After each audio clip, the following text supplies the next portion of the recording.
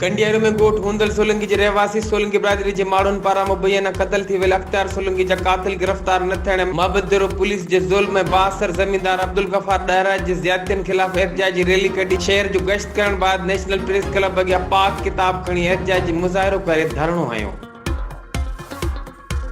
मक़तूल जे वारसनि दाईंदे चयो त ग़रीब मिसकीन आहिनि। इलाइक़े जे बासर ज़मींदार अब्दुल गफ़ार ॾहरा जे संदसि पुटनि असांजे नौजवान अख्तियार सोलंकी खे कुझु महीना अॻु पाण वटि मुख़्तलिफ़ हंधनि ते क़ैद करे तशद्दुद जो निशानो बणायो। कुझु ॾींहं खेसि क़त्ल करे लाश ॻोल्हण अस्पताल में रखियो वियो। हद जे माबदेरो थाणे ते बासर ज़मींदार ऐं संदसि पुटनि ख़िलाफ़ केस दाख़िल करायो पर पुलिस जवाबदार गिरफ़्तार न कया आहिनि। उल्टो पुलिस असांजे घरनि ते चढ़ाइयूं करे रही आहे। हिननि जो वधीक चवणो शेमिर देरे जो नौजवान अनीस चन्ना खे बासर वॾेरे क़त्ल कराए असां ते कूड़ो केस दाख़िल करायो आहे।